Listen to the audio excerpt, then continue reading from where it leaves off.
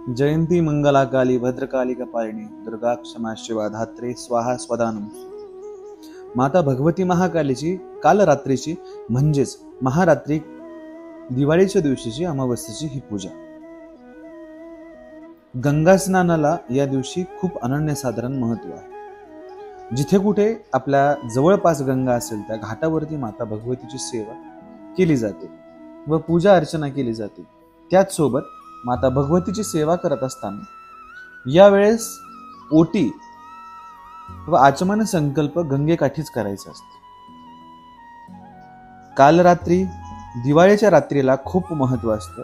या पूजनाचं एक विशिष्ट अनन्य साधारण असतं। जे वामाचारातले साधक असतात त्या वामाचाराच्या साधकांनी या दिवशी माता भगवतीला अवघी रात्र जागून आपला शयनाचा वेळ घालून माता भगवतीची सेवा करायची असते।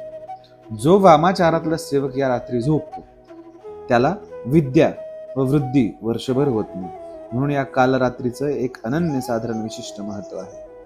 या कालरात्रीच्या दिवशीची पूजा अवश्य प्रत्येक वामाचारातल्या व शक्ती साधकांनी केली पाहिजे। प्रत्येक क्षेत्रातली साधना वेगवेगळी आहे मित्रांनो, परंतु महाकालीची साधना करत असताना गंगेला एक खूप अनन्य साधारण महत्व आहे। कालीचं कलकत्त्यामधले जे स्थान आहे तिथे देखील माता महाकाली गंगेच्याच काठी उभी आहे। गंगा ही भगवतीची बहीण आहे व माता भगवतीचं जे मूळ स्थान आहे तिथलं ही साक्षता देणारी ही गंगा आहे। चरण सेवा आपण आईसाहेबांची करत आहोत। दूध पंचामृत इत्यादी वस्तूंनी माता भगवतीची सेवा केली जाते व देवीचं चरण तीर्थ केलं जातं, चरण सेवा केली जाते, पावलांची पूजा केली जाते, मध इत्यादी वेगवेगळ्या पदार्थांनी देवीची सेवा केली जाते। मित्रांनो, आपण जेव्हा जेव्हा कलकत्त्याला जाऊ किंवा माता भगवतीची सेवा आपल्या घरात करू तेव्हा आपण या कालरात्रीच्या दिवशी आदल्या दिवशीच माता भगवतीची स्नान पूजन विधी केली पाहिजे। कालरात्रीच्या दिवशी म्हणजे दिवाळीच्या रात्री आपण महाकालीची चरण सेवाच करत असतो व त्याच सोबत देवीला वामाचारातले जे जे नैवेद्य आहेत या दिवशी दाखवले जातात। 56 प्रकारचे मिष्ठान जे असतात ते माता महाकाली भगवतीला दिले जातात। कालीचे जे जे साधक आहेत त्यांनी घरात कशा प्रकारे पूजा करायची या मधला एकही आपण जिन्नस आपण देवी पुढे वाढला तर तो 56 प्रकारचा असावा, 56 पेक्षा जास्त प्रकार असावे। कालरात्रीच्या दिवशी साधना करत असताना दिवाळीच्या रात्री साधना करत असताना माता महाकाली समोर काळेच वस्त्र धारण करून बसायचं असतं किंवा लाल वस्त्राचा वापर देखील आपण करू शकतो। या 2 रंगाच्या वस्त्रांमध्ये माता महाकालीची सेवा विधी पूजन इत्यादी गोष्टी होतात। छान असा ऑर्किडच्या फुलांनी आपण माता महाकालीची गादी सजवली आहे। ही जगदंबेची भोगराज गादी आपण भरलेली आहे।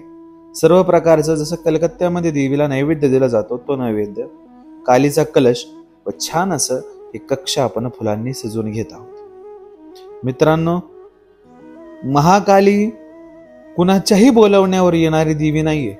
महाकालीकडे आपल्याला जावं लागतं। बाकीच्या शक्त्या बोलवल्या की प्रकट होतात, परंतु काली स्वतःच्याच इच्छेने प्रकट होत असते। कालीची इच्छा जवळ होत नाही तवर काली प्रकट होत नाही। कालीची इच्छा असल्याशिवाय माता महाकाली आपल्याकडे नजर देखील करत नाही। म्हणून कालीची साधना खूप अवघड आहे। अवघडातली अवघड साधना म्हणजे माता महाकालीची साधना आहे। मित्रांनो, महाकालीची साधना व नैवेद्याचं त्याच सोबत खिरीचं नैवेद्य देखील आपण या दिवशी केलेलं आहे। अशा प्रकारे माता भगवतीला विभिन्न प्रकारे फूल, पान, फूल, कमळाने सुशोभित सज्जतीकरण आपण केलेलं आहे। मित्रांनो, काल रात्रीच्या दिवशी दिवाळीच्या दिवशी देवीला जे जे भोग दिले जातात त्या भोगांमध्ये एक विशिष्ट असं महत्व असतो। 56 प्रकारच्या मिष्ठान द्यायचं। 365 दिवसाची सेवा माता भगवतीला हे भोग दिल्या मात्राने स्वीकार होते। दीप, धूप, नैवेद्य व मेणबत्तीचा एक विशिष्ट महत्व आहे। इंग्रजांच्या काळात काही इंग्रज भक्त देखील माता भगवतीला मेणबत्तीची आहे ती लावत होते व कालीची साधना करत होते। तेव्हापासून काली पूजेमध्ये मेणबत्तीचा देखील वापर केला जातो। महाकाली जगातलं जे कोणी एखाद्या व्यक्तीला स्वीकारत नाही त्याला काली स्वीकारत असते। काहीतरी वेगळी साधना या माता महाकालीची असते। छान असा निळ्या रंगाचा शालू व त्याच सोबत आता पूर्ण बाहेरचा आवार जे आहे ते देखील आपण छान पद्धतीने असं सजवलं आहे। काली पूजेच्या वेळेस प्रकाशमान दिव्याने सर्वीकडे लखलखाट केलाय। छान अशी लाइटिंग लावली आहे पूर्ण मंदिराला, घराला. आईसाहेबांची सेवा आपण जी आहे ती सुरू करत आहोत.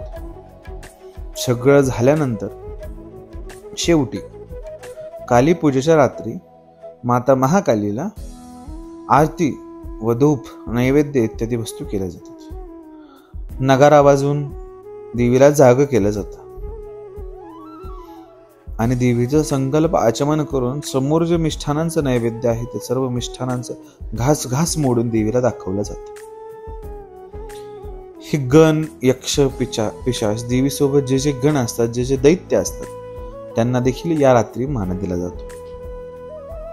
मित्रांनो, एक विशिष्ट असा असणारी साधना, विशिष्ट असणारा हा दिवस आणि माझ्यासाठी आयुष्यात दोनच, दसऱ्याची रात्र आणि दिवाळीची रात्र ही देवीच्या साधनेसाठी एक विशिष्ट रात्र मी मानतो. म्हणून या विजय मुहूर्तावरती आपण देखील आपल्या घरात माता महाकालीची साधना, माता महाकालीची पूजा अशा पद्धतीने केली पाहिजे. शंखनाद झाल्यानंतर देवीला धूप, कर्पूर व इत्यादी वस्तू वरून खाली अशा उतरवायच्या असतात. देवीची दृष्ट काढल्यासारखी अशी ही आरती बंगालमध्ये केली जाते. आपल्या इथं जसं आपण सरळ फिरवतो तशा पद्धतीची आरती तिथे नसते. प्रत्येक भागाची, प्रत्येक क्षेत्राची एक विशिष्ट अशी पद्धत आहे. तसं ही महाकालीची एक विशिष्ट पद्धत आपण तुमच्या समोर मांडत आहोत. वस्त्र, पुष्प इत्यादी वेगवेगळ्या वस्तूंनी माता महाकालीची दृष्ट काढली जाते.